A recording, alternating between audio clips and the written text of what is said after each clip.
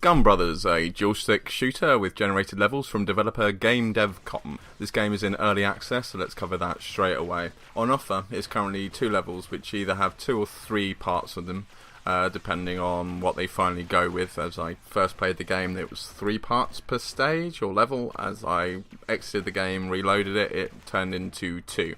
You also have 4 characters and 8 or 9 weapons to use. So how early you like to get into early access and how much you expect there at the time when you're there is up to you, but that's what's available from Gun Brothers and GameDevCom currently. Okay, the easiest areas to cover is the character selection. So you have 4 characters which are available, and they're different on an aesthetic point of view, which is good variety that you see. You have like a wolf, a bug, a skeleton, and drag queen, I think the 4th one is, but there's not variety beyond this. So with each character, the way they run, the way they react, the way they seem to use weapons all seems to be very similar. So this is not really offering me any variety to go back into the game and try these people in a different way. All it means is that when you're playing with 4 people, you know which characters which really could have just been done with a recolouring skin. So with the variety of characters, personally I would like to see a better use of attributes. So the weapons on offer do provide a good variety, with some weapons offering bouncy balls, some offering grenades, some the more traditional shooting ones. The issue I have in this area is some of the weapons seemed objectively better than others. So if we take something like the disc thrower, I don't understand why you would use this rather than the so-called shotgun, which fires 7 discs at once. They do seem to do the same amount of damage. But with the ammo management being part of the game, I think that is the idea they were going for, where you'd pick one over the other.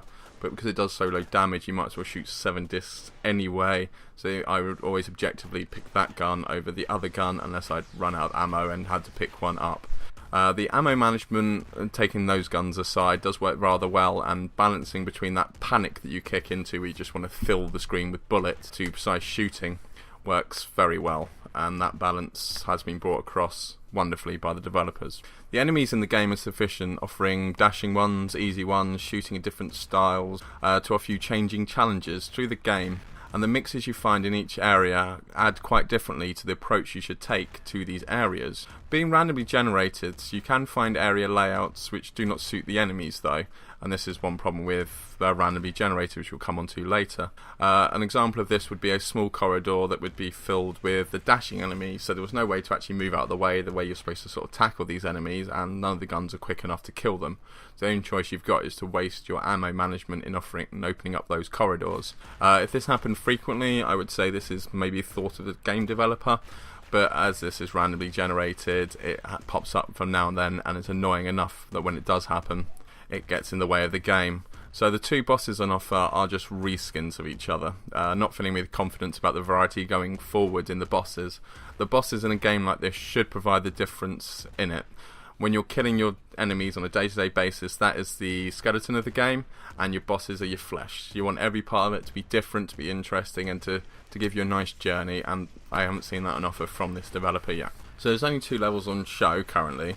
What I describe as a Fields as the first level, and then you go to a Hell level as the second. So through these 2 levels next to each other, I found it unusual because it seemed to be one jump to another jump. It seemed to be like heaven all the way to hell, like first level, last level maybe. But all I can do is judge this on the fact it's early access, and it's telling me that this is level 1 and this is level 2. Unless it's going to go even further down the rabbit hole, in which case I would actually maybe consider giving this game another go.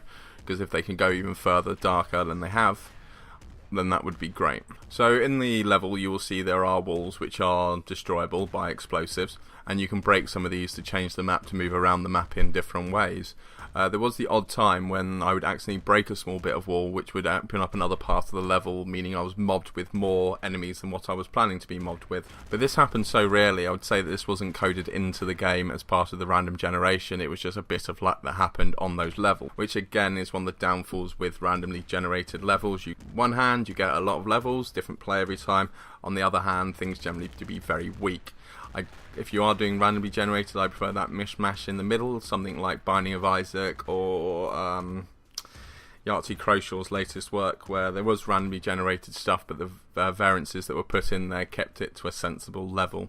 Because some levels on this do come across as being very, very easy, and some levels do come across as being very, very hard. and the variances between them just actually made me feel like I was being hardly done by, rather than being my fault sometimes that I died. Sometimes there was just too much in a level. Sometimes I would get bored by a level. The controls were responsive, revolving around 2 movements and just 2 buttons, one being the shoot, the other being dash. The dash does not offer invulnerability, so you cannot dodge through lines or projectiles, which is a miss for me, as some of the enemies could have been more fun to offer this variety and a way of attacking them, rather than just doing what I had to do, which was to circle to move out of the way of their bullets while I shot them. In more chaotic areas, dashing into smaller areas could actually help you get out of being cornered, and would help that feeling that when you do die and things do hurt you, that it's your fault and not just the game being badly programmed. One thing that was very unusual for me was the game's aiming. I'm not used to this with a square aim. So when using an analog stick, when you're circling around in a circle and your crosshair is going around in a square, at certain times it means it will pass over the square area quicker and slow down in other aims, which sort of creates some getting used to, as I'm not sort of used to when I sort of turn 30 degrees on the analog stick. I'm sort of used to that sort of going that way, and the speed around the corners does make it quite hard to aim reliably and continually. Sorry, that one was harder to explain than most. I'll put a picture up that will hopefully explain that. The pacing of the game was put off slightly to me, and this is by the AI of the enemies. So when you do finish a boss or you kill most of the enemies in a map, I found myself having to trace back to try and find the little areas that maybe I'd gone past and missed where there was an enemy there. And adding this extra backtracking, this extra non-game pacing to the end of each level ruined some of that pacing for me that should be on offer in a game which is offering so many more enemies and so much you're shooting. I don't want to use the word bullet hell because this isn't bullet hell, but bullet hell environments.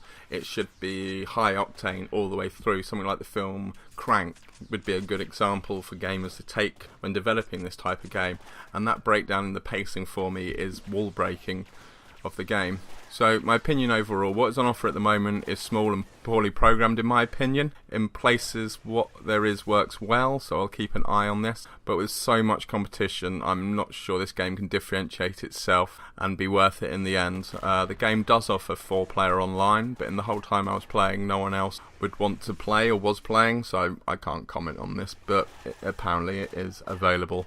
I also couldn't see anything as regarding a LAN or doing it yourself, 4 people, 1 computer. Anyway, that was Gun Brothers, and I hope you enjoy the world.